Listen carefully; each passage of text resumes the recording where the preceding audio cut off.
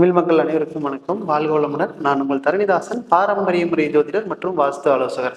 நம்ம சேனலை முதல் முறையாக பார்க்குறீங்க, சப்ஸ்கிரைப் பண்ணுங்க, பெல் பட்டனில் ஆல் ஆப்ஷன் ப்ரெஸ் பண்ணுங்க. அப்போ தான் நாங்கள் போடுற அடுத்தடுத்த வீடியோ உங்களுக்கு வந்து கொண்டே இருக்கும். இப்போது நம்ம ரிஷப ராசிக்கு செவ்வாய் பகவான் வந்தீங்கன்னா பயிற்சியாக போகிறார். அப்போது இத்தனை நாளாக 7ஆம் இடத்து அதிபதி 7 லக்ன ராசி மேலே இருந்தார். அப்போது இந்த ராசி அதிபதி மேலிருந்து உங்களுக்கு 2ஆம் இடத்துக்கு செவ்வாய் பகவான் போகிறார்.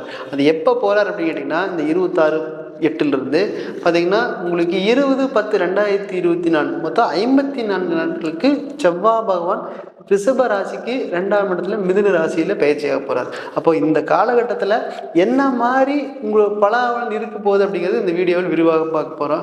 பார்த்தீங்கன்னா 7ஆம் இடத்து அதிபதி அப்படிங்கிறது உங்கள் ராசியில் இருக்கிறவர். அப்போ இந்த காலகட்டத்தில் 2ஆம் இடத்துக்கு போகிறார். அப்போ இந்த 2ஆம் இடம் அப்படிங்கிறது உங்களுக்கு வீட்டில் சுப நிகழ்ச்சிகள் நடக்கக்கூடிய காலகட்டமாக இது இருக்க போகுது. பாருங்கள், 7ஆம் இடத்து அதிபதி 2ல் வந்து நின்னாலே உங்கள் வீட்டில் இது வரைக்கும் ஒரு 10 வருஷமா 5 வருஷமா எந்த சுப நிகழ்வே நடக்கல அப்படின்னாலும் கூட இந்த வருஷம் இந்த 54 நாட்களுக்குள்ள 100% சுப நிகழ்ச்சிகள் நடக்க போகுது அப்படின்னு தான் சொல்லணும். ஏன்னா 7ஆம் அதிபதி அப்படிங்கிறது உங்களுக்கு ராசியாதிபதி. அந்த ராசியாதிபதிக்கு 7ஆம் அதிபதி செவ்வாய், அவரு உங்க ராசி மேல இது வரைக்கும் இருந்து நீ அடுத்தது உங்களுக்கு 3ஆம் இடம் 2ஆம் இடத்துக்கு போறாரு. 2ஆம் இடம் அப்படிங்கிறது குடும்பஸ்தானம். அது குடும்பல சுப நிகழ்ச்சியை கொடுக்கக்கூடிய காலகட்டமா இந்த காலகட்டமா இருக்க போகுது. பாருங்க, உங்களுக்கு வருமானம் இது வரைக்கும் எனக்கு வருமானமே வரலைங்க, தொழில் செஞ்சு வருமானம் இல்லைங்க, தகுதிக்கு மீறின கடன் வாங்க வேண்டிய சூழ்நிலை இருக்குங்க, அதையெல்லாம் வாங்கி போட்டு கூட எனக்கு எந்த வரைக்கும் லாபம்ங்கிறது இது வரைக்கும் வரவே இல்லை அப்படிதான் சொல்லணும். ஏன்னா எவ்வளவு சம்பாதிச்சாலும் கூட நம்ம தனக்கும் எதுவும் சேமிச்சு வைக்க தெரியாத ராசி அப்படின்னு கேட்டிங்கன்னா இந்த ரிஷப ராசிக்காரங்களாம் இருப்பாங்க. நேர்மையாக நியாயமாக செயல்படக்கூடிய தன்மை இந்த ரிஷப ராசிக்காரங்களுக்கு இருக்குது. பார்த்தீங்கன்னா 5 வருஷமா எந்த ஒரு சுப நிகழ்ச்சியுமே எடுக்கல, நம்ம வீட்டில் இந்த மாதிரி ஏன் நடக்கல, எனக்கு மட்டும் இந்த மாதிரி ஏன் கடவுள் கொடுக்குறாரு அப்படின்னு கூட எந்த எண்ணம் இருக்கும். பார்த்தீங்கன்னா இந்த 54 நாட்களுக்குள்ள 100% உங்கள் வீட்டில் சுப நிகழ்வு ஒன்று நடக்க போகுது அப்படின்னு தான் எக்ஸாக்டாக சொல்லணும். ஏன்னா ராசி மேலேயே குரு பகவான் இருக்கிறார். அந்த ராசிக்கு 7ஆம் அதிபதி 2ஆம் இடத்தில் போகிறார். அப்போ 2ஆம் இடத்துல போகும்போது 12ஆம் இடத்து அதிபதியாக 2ல் வந்து நிற்கும் போது கம்பல்சரி சுப நிகழ்ச்சி அப்படிங்கிறது நிச்சயம் நடக்க போகுது. பார்த்தீங்கன்னா திருமண வாழ்வு அப்படிங்கிறது பார்த்தீங்கன்னா 7ஆம் இடத்து அதிபதி லக்னத்திலேயே ராசிலேயே இருக்கும்போது பார்த்தீங்கன்னா நீங்கள் திருமணம் நிச்சயிக்கப்பட்டிருப்பீங்க. அது வரக்கூடிய காலகட்டத்தில் இந்த 54 நாட்களுக்கு சுப நிகழ்வு அப்படிங்கிறது திருமண யோகத்தை கொடுக்கக்கூடிய காலகட்டமாக இந்த காலகட்டம் இருக்கு. பார்த்தீங்கன்னா அது நல்ல இந்த 54 நாட்கள் நல்லபடியாக பயன்படுத்திங்க. பார்த்தீங்க, தொழில் அப்படிங்கிறது பார்த்தீங்கன்னா நல்லபடியாக பண்ணணும், நேர்மையாக பண்ணணும், நியாயமாக பண்ணணும். நம்ம விற்கிற பொருள் நம்ம இதை விட குவாலிட்டியை யாருமே கொடுக்கக்கூடாது அப்படிங்கிற தன்மை இந்த ரிஷப ராசிக்காரங்களுக்கு இருக்குது. ஏன்னா இந்த நேர்மையின் உச்சம் அப்படின்னு கேட்டிங்கன்னா இந்த ரிஷப ராசியில் ஏன் அப்படின்னு கேட்டிங்கன்னா இந்த சந்திரன் அப்படிங்கிறது மனோகாரகனே உங்கள் ராசியில் உச்சமாக பார்த்தீங்களா.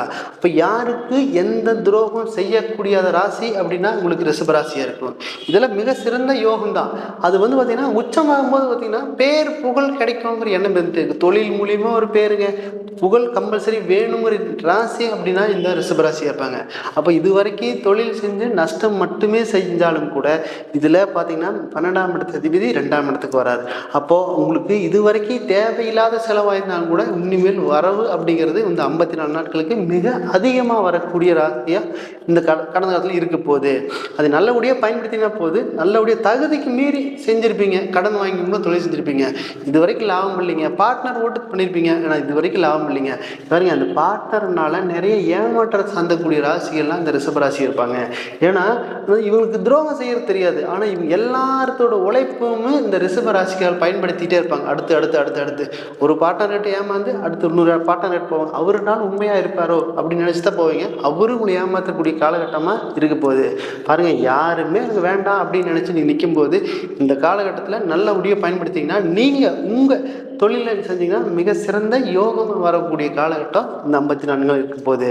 இதில் வேலை அப்படின்னா நீங்கள் வந்து பார்த்தீங்கன்னா ஒரு நல்ல வேலையை செஞ்சுட்டு இருப்பீங்க. ஏன்னா உழைப்புக்கு முன் உதாரணம் கேட்டிங்கன்னா இந்த ரிஷப ராசிக்காரங்கள். அப்போ இந்த ரிஷப ராசியிலே வந்து பார்த்தீங்கன்னா குரு பகவான் இருக்கார்.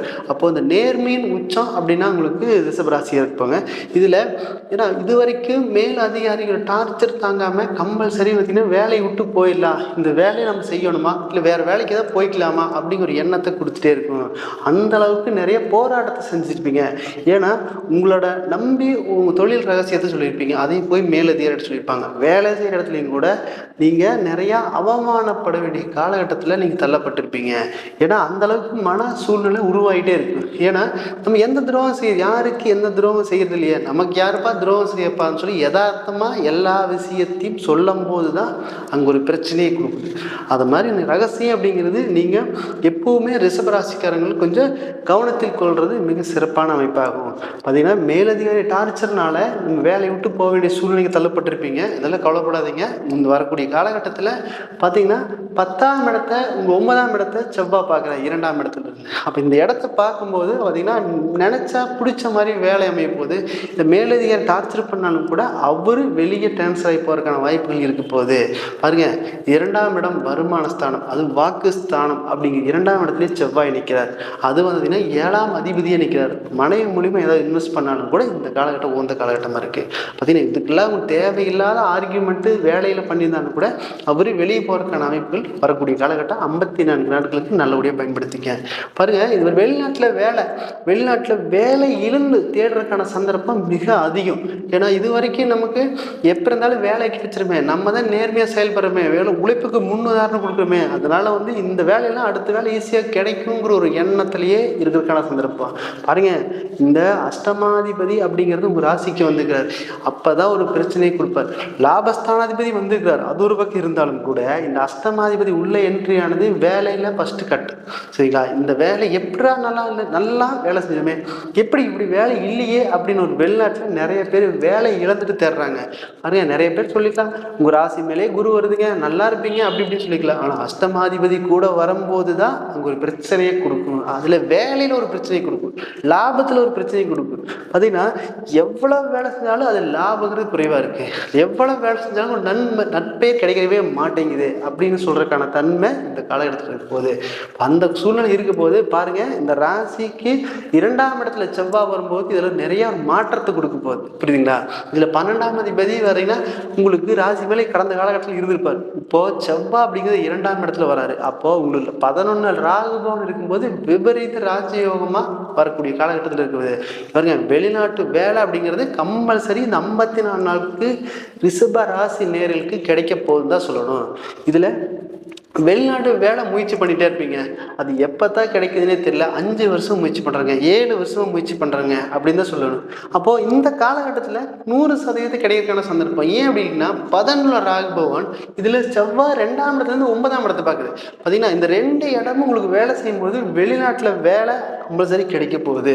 இது வரைக்கும் முயற்சி பண்ணி எனக்கு எதுவுமே கிடைக்கலன்னா இந்த 100% இந்த காலகட்டத்துக்கு கிடைச்சிங்கன்னா 54 நாட்களுக்கு வெளிநாட்டில் வேலை முயற்சி பண்ணிங்கன்னா 100% உங்களுக்கு கிடைக்கிறதுக்கான சந்தர்ப்பம் இருக்க போகுது அப்படி தான் சொல்லணும். ஏன்னா உங்களுக்கு வீட்டில் சுப நிகழ்ச்சியும் கிடைக்கணும். ஏன்னா 12ஆம் அதிபதி அப்படிங்கிறது வெளிநாட்டு பயணம் தான், அது 2லேயும் வந்து நிற்கிறார். பார்த்தீங்களா? அப்போது இந்த ரிஷப ராசிக்காரங்கள் வெளிநாடு போய் சம்பாதிக்கக்கூடிய காலகட்டமாக இந்த வர 54 நாட்களுக்கு முயற்சி பண்ணிங்கன்னா நல்லபடியாக நடக்க போகுது. பாருங்க, குழந்தை பேர் அப்படிங்கிறது ரிஷபராசிக்காரங்களுக்கு மிக அதிகம். ஏன்னா ஒரு குழந்தையை பார்த்தாலே அதிகமாக கொஞ்சக்கூடிய தன்மை அப்படிங்கிற ரிஷபராசிக்காரங்களுக்கு இருக்கு. ஏன்னா அந்த அளவுக்கு பாசம் எல்லாருக்கு மேலேயும் ஒரே மாதிரி காட்டக்கூடிய தன்மை இருக்கு. அப்போது இந்த காலகட்டத்தில் குழந்தை பேர் சார்ந்து முயற்சி பண்ணாலும் கூட நல்லபடியாக உங்களுக்கு முன்னேற்றம் அடையிறதுக்கான வாய்ப்பு. ஏன்னா ராசியாதிபதியே 5ஆம் இடத்துல இருக்கிறாரு, குரு பகவான் 5ல் இருக்கிறாரு. பாருங்க, இந்த உங்களுக்கு கர்மகாரகனே உங்களுக்கு 10ஆம் இடத்துல இருக்கிற. பார்த்தீங்களா? இந்த காலகட்டத்தில் 100% குழந்தை சம்பந்தமான விஷயத்தை முயற்சி பண்ணிங்கன்னா நல்லபடியாக கிடைக்கிறதுக்கான சந்தர்ப்பம் இருக்கு. ஏன்னா கர்மகாரகன் அப்படிங்கிற சனி பகவான் அவர் 10ல் இருக்கிறாரு. அப்போ உங்களுக்கு 5ஆம் இடம் அப்படிங்கிறது குழந்தை பேர், அங்க குரு பகவான் பார்க்கிறாரு. உங்களுக்கு வம்சம் விருத்தி அடைய போகுதுன்னு சொல்லலாம்.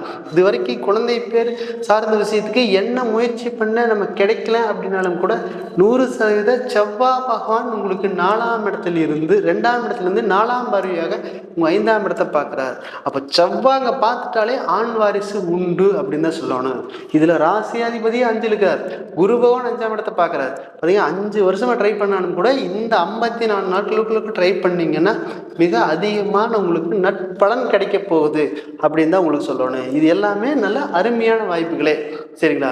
இது பார்த்திங்கன்னா எல்லாமே கோச்சார பலன்கள் மட்டும்தான். இது ஒவ்வொரு ஜனன ஜாதகம் திசாபத்திக்கு தகுந்த பலன்கள் சின்ன சின்ன வேறுபாடுகள் வரும். அப்போது உங்கள் ஜாதகத்தில் என்ன திசா போகுது, என்ன புத்தி போகுது, என்ன அந்தரம் போகுது, அதையை பார்த்து நீங்கள் என்னென்ன மாதிரி நாங்கள் சொல்யூஷன் சொன்னோம் அதுக்கு தகுந்த மாதிரி செஞ்சீங்க அப்படின்னா 100% வெற்றி உறுதியே. அப்படி தான் நாங்கள் சொல்லுவோம். நாங்கள் பலன் அப்படின்னா எக்ஸாக்டாக சொல்கிறதுக்கான தன்மை இருக்க போகுது. இதில் பார்த்திங்கன்னா ஜாதகம் பார்க்க விரும்பினா கீழே கொடுக்கப்பட்டுள்ள எண்ணை தொடர்பு கொண்டு முன்பதிவு செஞ்சு கொண்டு ஜாதகத்தை வாட்ஸ்அப் மூலியமா உங்கள் டீட்டெயிலாக சொல்லப்படும். நான் உங்களிடமிருந்து விடைபெறுவது தரணிதாசன், பாரம்பரிய முறை ஜோதிடர் மற்றும் வாஸ்து ஆலோசகர். நன்றி, வணக்கம்.